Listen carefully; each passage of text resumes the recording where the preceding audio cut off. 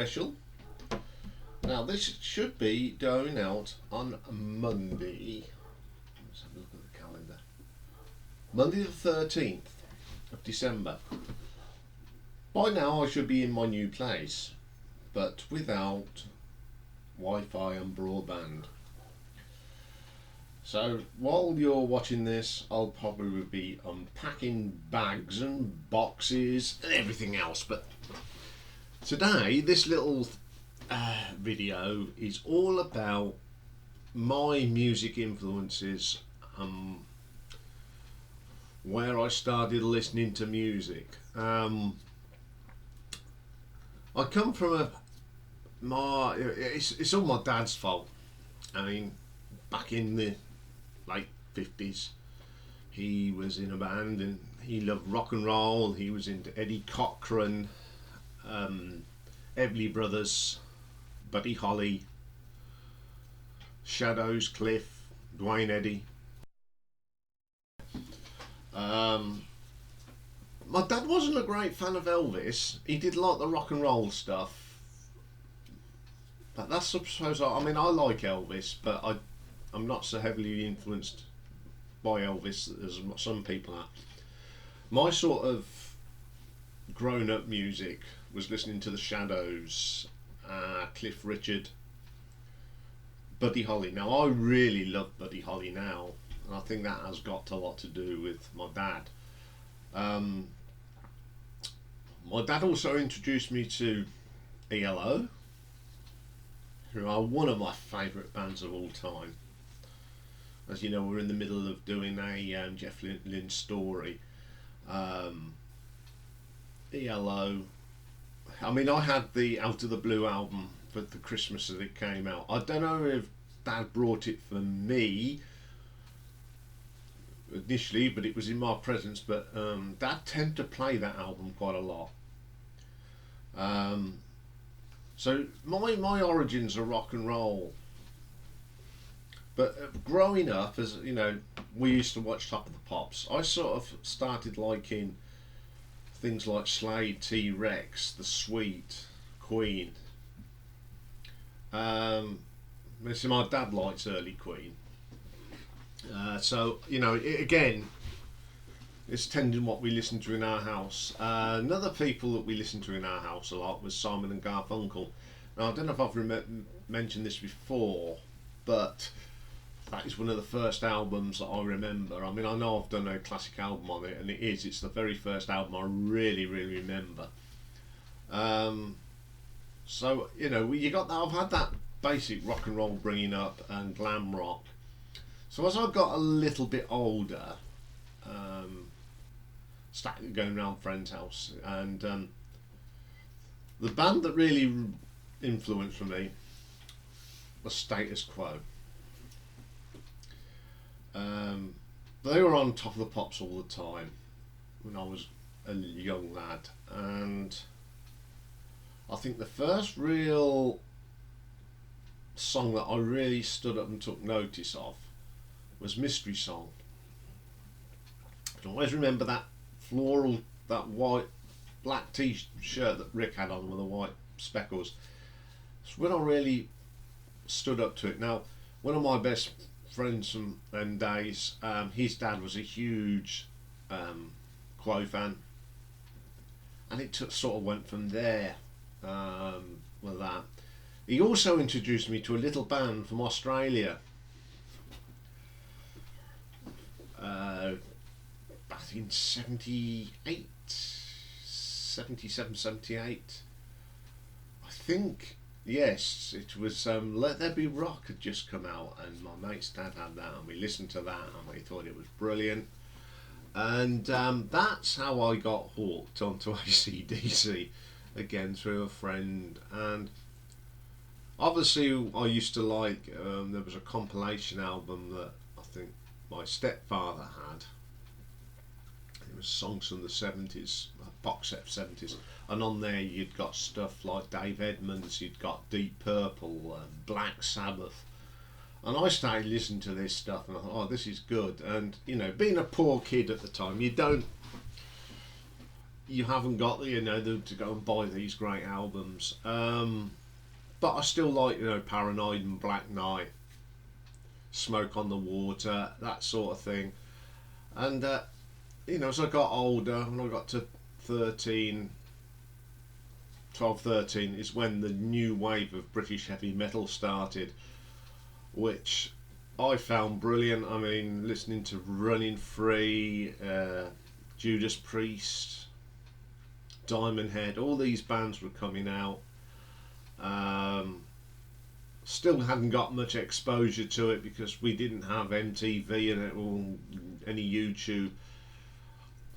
But it wasn't really until I started earning my own money that I started to really get serious and start buying albums. And once I started by work and earning my own money, I started my collection, which I still got today. But started buying Deep Purple, and I wasn't one of these people that just couldn't have one. I ended up buying everything. I've become like this record collector, just because I haven't listened to from day one because I wasn't a young boy. But bands like Iron Maiden, I've listened from day one. I've watched them grow and grow and grow. So when it come to about 1984, my collection was huge already. I remember that when Bon Jovi come out, I thought they were really good at the time. I look back at it now and go, dear me, what was I doing? Obviously Def Leppard were a big influence. First thing I ever heard by them was Rock of Ages. But then I got to hear On Through the Night and High and Dry. Again, great albums, and albums that I really love today. I didn't go to my first gig until 1984. The first gig I ever went to was End of the Road, Status Quo, Yesterday Montford.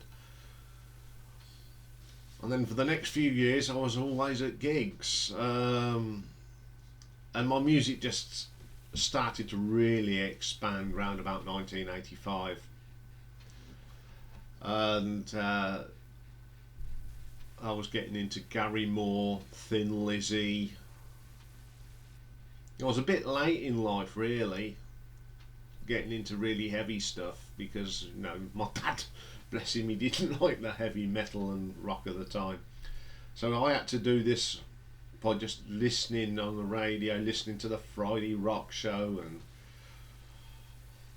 But then again, MTV started up, and although we hadn't got MTV, my cousins had, and they used to send me videotapes of all this great music. And I think that one of the bands that I really started to get into a bit later on it was Thunder. I've been a huge fan of Thunder, and then Marillion come along in '83. Remember hearing them for the first time. Saw them for the first time at Milton Keynes Bowl in 1984. Great band, and as you know, I'm a huge Marillion fan. I started really getting into early Genesis about that time as well, because I'd listened to Grendel and I've read about it in magazines, and they're called, Supper's Nearly Ready, and I thought, what's this Supper's Ready thing? So found the album it was on, went and brought it, and it blew me away. So that started me on the early Genesis, because obviously I'd heard of Genesis, Turn It On Again and Have a Cab and all the modern stuff, but as soon as I heard the earlier stuff, I was totally hooked. And then I got into Yes at the same time, and that's where my love of prog rock started, back in about '85. And again, I haven't looked back, but I'm still discovering some bands that I'd never heard of now. I mean, this is sacrilege. Until a year ago, I hadn't really heard of Gentle Giant. Now I love them. I think they're a great band. Another band I got into quite late, really, was Camel. But on the band that really did really have an influence on me is when I first heard The Spirit of Radio by Rush. Now, the first time I heard that, I was in hospital in 1981, and I'd got a little collection of stuff of Status Quo and Black Sabbath all on cassette, and my little woofer, and a big set of headphones, you know, the huge ones out here. And one of the nurses, you could tell she was a rock chick by the way, you know, her hair and that. And she says, "What are you listening to?" And I told her. She says, "I'll do you a tape for some of my songs." I went, "Oh, that'll be brilliant." And I can remember the first track she put on it with The Spirit of Radio, Rush, totally blew me away. Also on there was Night Games, Fool for Your Loving Whitesnake, which I'd heard anyway, Mahogany Rush, Aerosmith. I'd love to know where this tape is, because it was a very special tape, because it's got lots of great metal and rock tracks on it. And as time, you know, I kept playing it, and then all of a sudden I started getting into these other bands. And I remember listening to 2112 for the first time. Totally blew me away. That was about 1986. And now I'm a big Rush fan. Haven't done a show on. I haven't done a ranking on them yet, but I'm sure I will one day. Another band that I went to see where I live in Northampton, with the Derngate opened about 1985 time, and we thought, oh, we got our own venue now. I hope they're going to have some really good bands. First band that played there was Damned, and they totally wrecked the place. But a friend of mine said, "Yeah, there's this heavy rock band from the 70s called Uriah Heep playing." Okay, we'll go and have a look at these. To be quite honest, and I'll be frankly, I'd never heard much of Uriah Heep. Probably Easy Living. And this was on the Rockorama tour, and I remember hearing Stealing, and it totally blew me away. And Devil Sell Your Soul. Sold. I've not been a big Uriah Heep fan since then. So, what do I listen to now? I mean, I'm not very keen on the modern rock bands. I'm not a great lover of the Foo Fighters. They're okay, but I think they're a little bit overrated. I know I might upset people, but personally I think they're a little bit overrated. A band that I really got into, which in the late 90s, was Muse. But now I think they've gone too poppy. You know, as far as I'm concerned, Muse' first 4 albums are the best.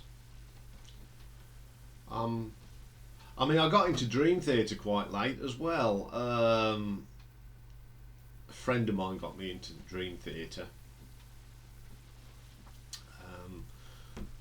Again, like Threshold and Symphony X, all through a friend.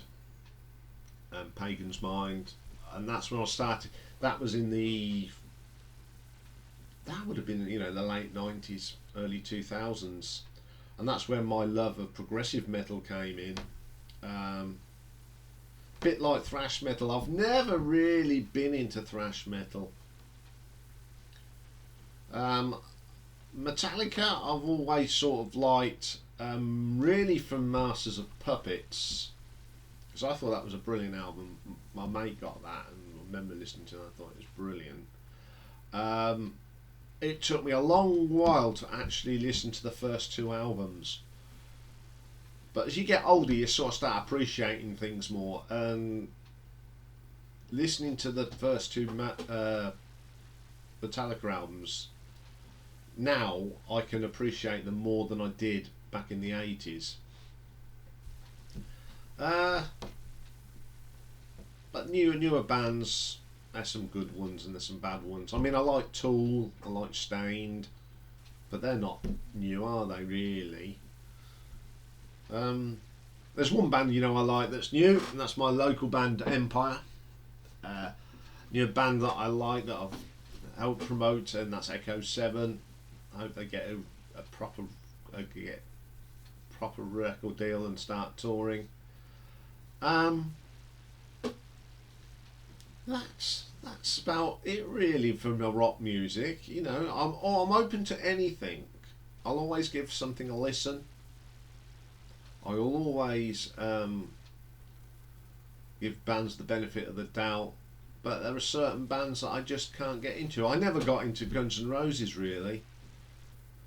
I've got Appetite for Destruction, and a Greatest Hits, and that's as far as I go. I mean, when I did that then and now, I listened to some of the other stuff, and I didn't like it. I just didn't like it. I think they're overrated as well. I like some of the one of the Britpop bands I like is Blur. I thought they were very good. But that's about it really.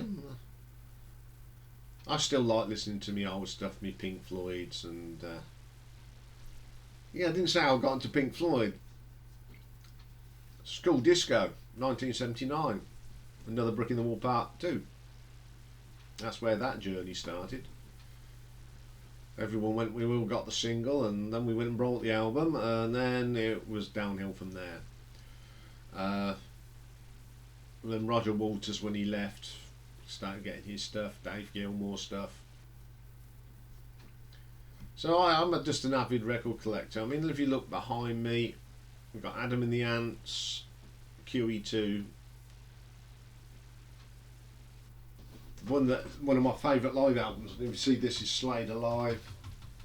Pretty good. And this band here, the Groundhogs, I first saw them in a local pub. Again, we're doing them. That's a rarity thing. I like Midure. We'll talk about that more tomorrow, but that's something from that. And this band here, Honeymoon Suite, we've done a show on them, and they supported Quo, got to like them. That's where a lot of some of the bands I listen to have been bands that have supported major acts, and I'd say about a third of my collection now are bands that I first saw as support bands. I mean, I first saw Thunder as a support band, Gun as a support band, band called Shy. They were like the residency band at NEC for a little while. Okay, well, I hope you've enjoyed this little in-depth look at my my music. The one that I've got planned for you for tomorrow is my guilty pleasures of non-music that's rock. So I will see you for that tomorrow. Bye for now.